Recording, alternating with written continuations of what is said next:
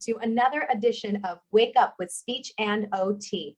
My name is Ashleigh Moore. I'm a speech and language pathologist at South Shore Therapies. Today, I'm joined by Jessica Sloot. She is an occupational therapist with South Shore Therapies.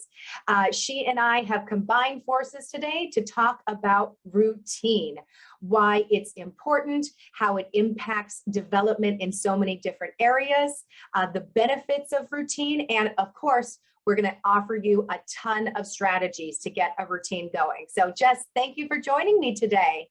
Absolutely. Thanks for having me. Yeah. So the reason we're picking this week to talk about routine is it is back to school time, a time that kids are really excited to go back or maybe a little hesitant to go back or both.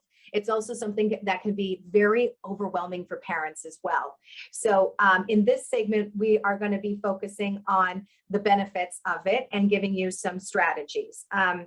It does take some time to develop routines. It does take some time to get everybody going on the same pace and getting all of the things that we need to get done, whether it's the morning routine, getting everybody packed and out the door on time, or an evening routine, getting everybody's minds and bodies kind of more well-regulated, time to go to sleep and ready to start the next day anew. So what we're going to be talking about first is the benefits of formulating routines, its impact on cognitive development, executive functioning development, and on independence and building healthy habits for the long term. So Jess, I'm going to throw it over to you. Let's talk about that first benefit of creating great routines. Sure. One other thing that I had thought of just, while you were introducing that was it's even more important, I feel like, for us to be talking about this right now because kids have been out of school for so long. Yes. And with the pandemic as well, a lot of these kids haven't been in a classroom in over a year, going on 2 years. So hopefully this helps, settle some of the nerves, the excitement, and get a good routine in. Such a great point, for sure. So the benefits of routine and structure on development. There's a lot of research out there. Some of the research, let's start with cognitive development, how routines and structure can actually help promote cognitive development in children. So first of all, sleep. Sleep is so important for our kids. In order for our brain to be healthy, to be rested, and to be able to learn and progress and develop, our kids need enough sleep. A lot of the research shows that for kids under 13, that they should have a minimum of 9 to 11 hours, ideally more, but 9 to 11 is kind of the gold standard as returning to school.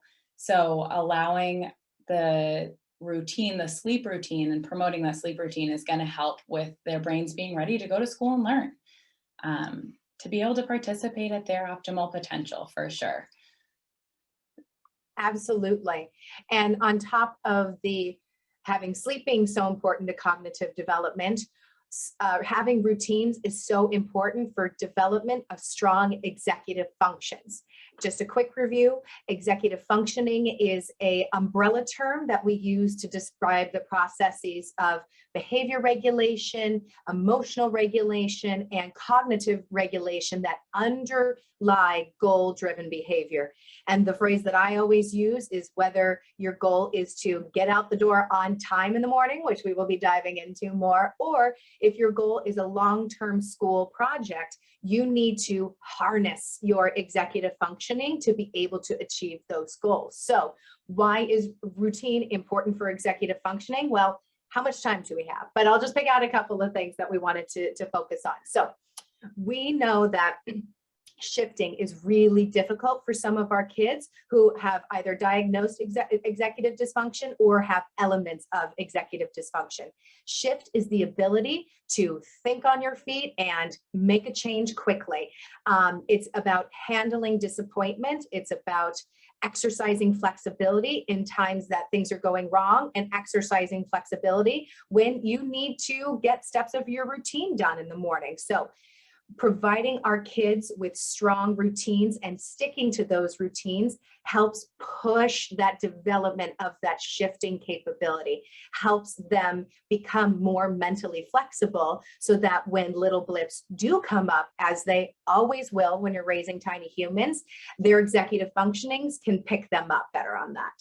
Another piece of executive functioning that routine benefit in development and growth is the mental health portion of it. And we talk about a lot of emotional regulation, being able to notice when you're starting to feel frustrated or notice when you're starting to feel overwhelmed. Having a routine to fall back on when those emotions do inevitably come up, because again, we are humans, we are emotional beings. It is so incredibly important to have that routine and that structure for kids. Focusing on the routine and structure can help promote those coping skills. And it's a healthy way for kids to adapt to change and manage those, like I mentioned earlier, that natural ebb and flow between content, excited, overwhelmed, terrified, all emotions that I think that kids are experiencing right now on their way back to school. Don't you think, Jess? And adults, change is hard. Mm-hmm. And the routines, just like you mentioned, they offer stability for our kids and for us and for parents. It can just help during those times of change. Yeah, for sure. And then we wanted to talk about the third benefit of developing routine and keeping to structure. Let's dive into that piece. Yeah, so developing structure and routines can also help promote independence as well as building healthy habits for these kids.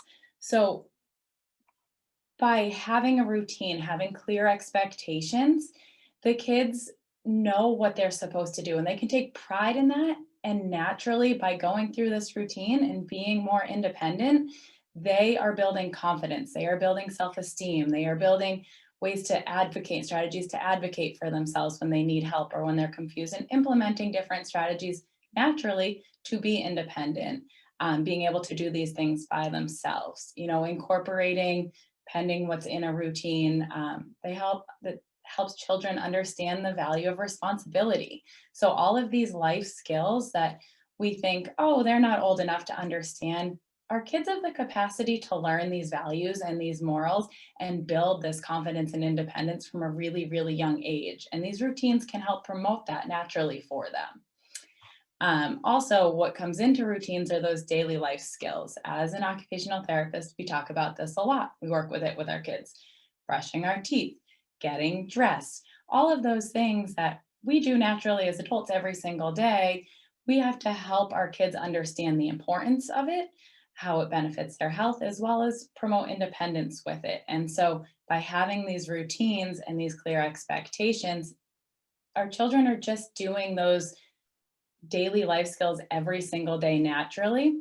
So down the road, it helps them understand the importance of those healthy habits, to display self-control and to understand a lot of those concepts. That's just going to help them when they do become more independent as a teenager and a young adult. For sure.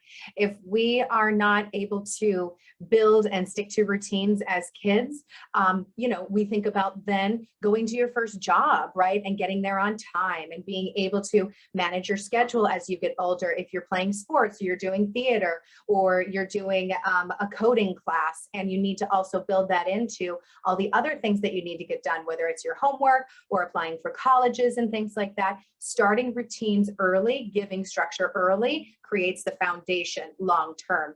And the last piece I wanted to talk about that I forgot earlier that plays into this development is time management.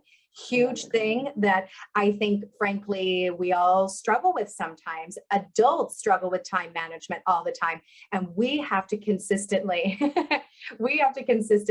reflect on what worked, what didn't work, and move forward and either alter the routine, add an extra piece, take a piece out for now. But the time management is so important. A fun fact that I always love to share is that kids do not feel a strong sense of time and cannot plan too far into the future really until they are about 8 or 9 years old. So that really gives us a new perspective on how much we can expect from our children when they are younger. So, one of the things Jess and I hear all the time from parents is like, oh, it's frustrating. I say 5 minutes and 5 minutes goes by and there is still a huge explosion for a 3, 4, 5, 6-year-old. Well, the reason is because they're not feeling that time, that 5 minutes like we do. We've had years of practice to feel time, whether you're, microwaving something and you can feel that 30 seconds when it's done, or you're feeling like, an hour-long meeting or something like that.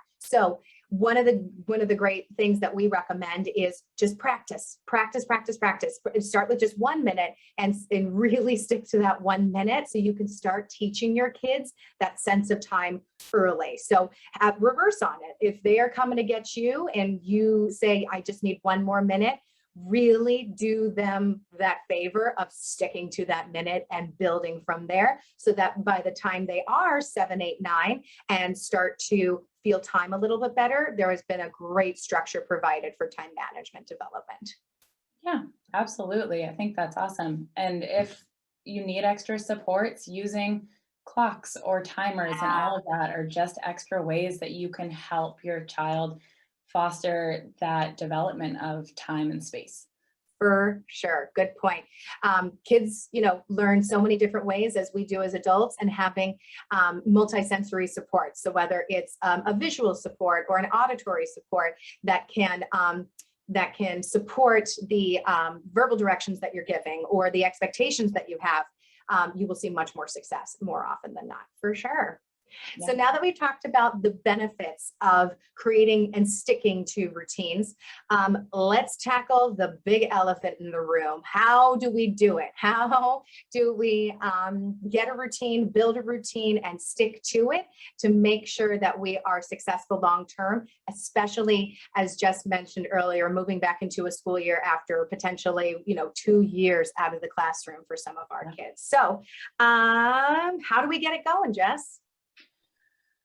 So just to build off what you had said, Ash, is it can be almost daunting and overwhelming. Where do we start? So let's start simple. Establish what's the most important. Is it that bedtime routine? Is it shifting that? Start with one thing. Is it mealtime? Pick those very important things, and that's what you start with your routine. You're not going to be able to flip the world upside down, recreate the wheel right now. You have to establish the most important times and start simple with those. Once you've established those and you thought about, what is the most important, step 2, be patient. Mm-hmm. It takes time to adjust. As an adult, it takes time to adjust. And I feel like, we've had the life experiences that we understand that, where our kids don't always. So picking just that one part of the routine first is going to help that transition a little bit easier, make it a little bit easier for our kids, rather than having 18 different things they're trying to manage at the same time.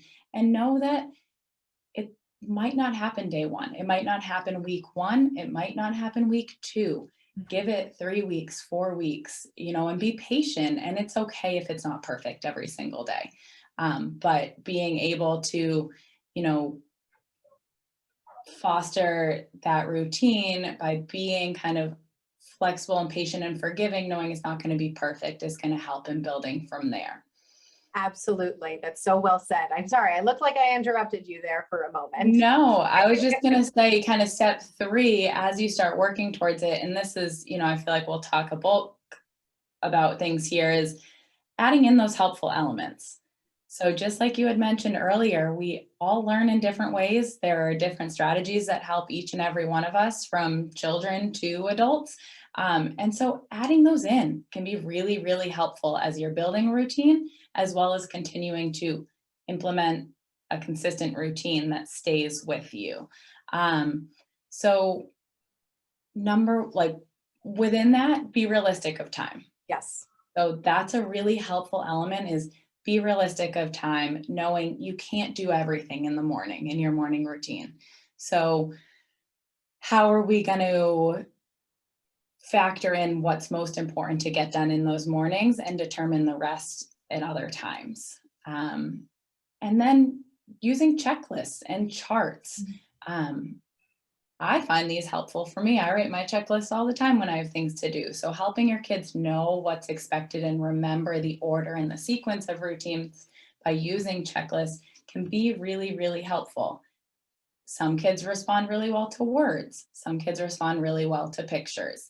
So adding in those visuals for kids, the more ways that we can communicate what our expectations are, the more likely our children are going to understand the expectations and be able to execute them. So well said. Before I go on to another helpful element, just what you were talking about makes me think of an analogy I often use for parents is, so anybody who knows me knows I did theater. And so I danced for many years, and you don't start with the whole dance routine, the whole 3 minutes, and you learn it in one go at it. There's no way you'd be able to get it done. You chunk it. You take your first part, you practice that a lot, then you take your second part, practice that a lot, et cetera, and then you start to flow it all together. So as you were mentioning earlier, be kind to yourself. Let's not start off with a checklist, as Jess said, of 15 things to do in the morning. Let's prioritize, and as if it is a dance routine, let's practice and memorize those first maybe 1, 2, 3 pieces, right? Once our kids are in that routine, have quote unquote memorized those steps of the routine, you build on top of that, right? Because there's no way we could do the whole dance at one time. When we are instructing our kids in the morning times and in the evening times, another tip that we like to offer is keep the language really simple. If they're having to do brushing their teeth, washing their face, and getting dressed, one of the things that one of my families loves to do, I think they call it teeth, face, and toes, or something like that, like really simple. Mom will say teeth, face, and toes, and they know they've got to brush their teeth, wash their face, and get their pajamas on for the evening. Those are what are gonna keep the day moving, especially you've got multiple tiny humans in your home. Breaking down multiple steps and directions. For many, many kids, regardless of their learning profile, whether they need extra time to process or they get overwhelmed by too much information, whatever it may be, go easy on them, go easy on yourself. Don't do, well, before you go brush your teeth, I need you to unload the dishwasher, feed the cat, and then run upstairs and put your clothes away. No. I'm sorry, what did you say? Can you repeat that again? I can't process all that. Exactly. And we're so used to doing it because we're adults. We're given instructions like that many times throughout our day. But again, keep it simple. Tell them to go brush their teeth, then come back to you for the next step. Tell them to go unload the dishwasher and come back for the next step. So that is one of the more critical things that we encourage and empower parents to notice within how they are instructing their children. And then another helpful element we find is start that routine early. Give yourself more time than you think you need to, or if there are elements that can be done the night before to help the morning go more smoothly, try that as well. Just give yourself that time. Routines will tighten as you go, right? You know, the extra time will kind of fall away, that time that you don't need. But when you're first starting this routine, it's not going to take 2 minutes to get those teeth brushed with kids. It's just not going to happen. There's too much fun to be had with getting the pajamas going and all that stuff. So give yourself more time. And then if you do have that extra time, and if you've practiced that routine, say you've gotten to school early, you know, go for a walk or explore the park or something like that. Having more time when you're starting a routine versus less time, obviously is going to be more beneficial. It made me think of just you're being proactive instead of reactive in that sense. So Yes. you're avoiding that power struggle because you have time factored in for it to not be perfect and for it to not go the way that you want it to go. And I think that's so, so, so important for starting a new routine, especially. I think that was very well said to bring up. Yeah. To build off that too, another way, you know, you had mentioned if there's things you can do before and after, how you can kind of support that. One of the other points that I had thought of is organize the space. It's so easy for our kids to get distracted or to forget what they're doing. Maybe you make it an activity, eventually part of your nighttime routine, where you lay out the clothes for the next day. So the kids don't have to look at their whole closet and have a 20-minute, well, I want to wear this, well, I want to wear that. And you guys have to go back and forth. Maybe you want to give your kids a choice in packing their lunch. Instead of opening up the whole cupboard, maybe you have 2 snacks out and they get to pick it. It's already laid out on the counter and they pick one of each and they put it in their lunchbox. Organizing the space to set the kids up for success is going to be really, really helpful. Yeah. The last other comment and helpful tip that I've heard feedback from families is having a big family calendar. So if you have big events coming up or your routine's a little bit different, everyone in the family, it's a conversation the whole family can have. So it's not just your child feeling like they're the only one that has this routine. You have a big calendar that's in the living room or on the fridge, and that's everyone knows we're getting ready for bed at this time, or we're out the door at this time. And it just kind of helps everyone have the same expectations, which can bring the family together and avoid some of those power struggles as well. Absolutely. And then our fourth element that we want to talk about, fourth strategy, is things come up, give yourself grace, but be as consistent as you can. If, like we mentioned earlier, starting small with building that routine, if you are working on just 1 to 3 things, maybe even 1 to 2 things, and it hasn't kind of found its groove yet, that's okay.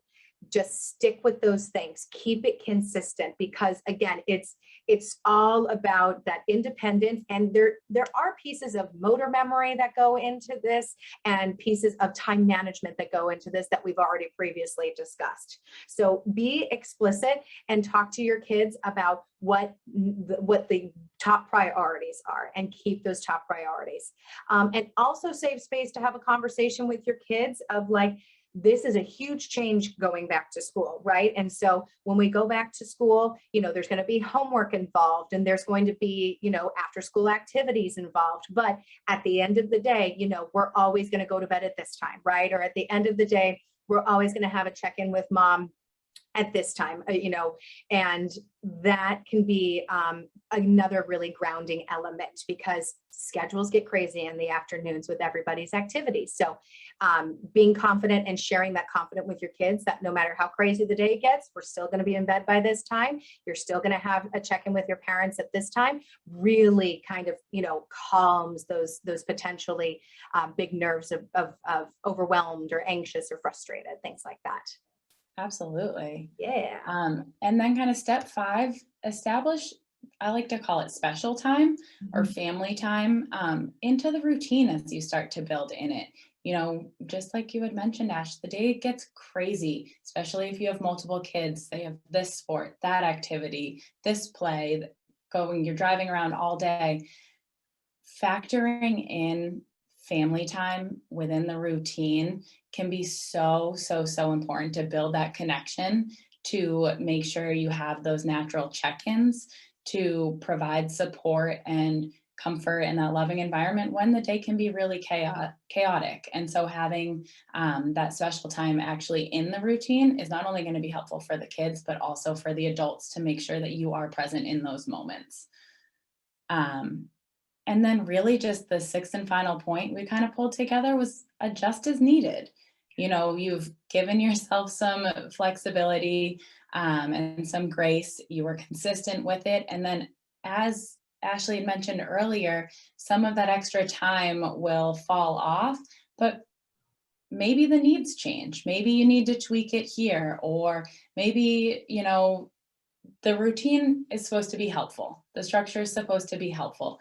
It's not supposed to be hindering. So it's important to find what works for your family. And that doesn't mean do it for 2 days, throw it all out the window, but be willing to adjust as needed as you guys start to tease out those routines and what works for your family. I love that you said that. Absolutely. This is not supposed to be daunting. This is not supposed to hinder you from getting things done. This is supposed to help you get things done. And being able to recognize that is a really important piece of this puzzle too, for sure. Well, I think we got through all of our elements. We talked about establishing important times, being patient, adding helpful elements, whether it's switching up your language, adding visual schedules, family calendars. Fourth was being consistent, building it up slowly, but always knowing that these are the 2 or 3 things that are going to happen every single day. Part of that is our 5th element is establishing that special time, that check-in time that you have with your parents every single night. And then adjust as needed. Life comes at you quickly. Sure. All right. Well, just to wrap up our conversation today, we hope that these were some helpful ways to get you going into this school year and to avoid the power struggle and to keep everybody on the up and up. Keep fewer instances of frustration and feeling overwhelmed and more instances of contentment, joy, and just keeping the engine going. So thank you so much for tuning in today. This was a ton of information, but we have extra things for you. We have handouts available. We have made SST handouts that feature a visual schedule. If that's something that you want to get started with, we have that available to you. And a lot of the pieces that we've spoken about today, we talk about daily in our sessions with our kids and with their parents as well. So if that is something that you're interested in getting going in your sessions, talk to your SLP, talk to your OT, and we can definitely, have that discussion and see where it fits into the treatment plans. Absolutely. Yeah. Well, Jess, thank you so much for joining me today. This was a fantastic discussion. Absolutely. Thank you for having me. It was great. Yay. All right. Check out our website, southshoretherapies.com. If you have a suggestion, if you have a question, what's tricky for you at home, what part of this that we've talked about isn't working that you want more information on, shoot us an email, social media at South Shore Therapies, message us on Instagram, message us on Facebook, South Shore Therapies. Thanks for joining us today. We'll talk to you soon.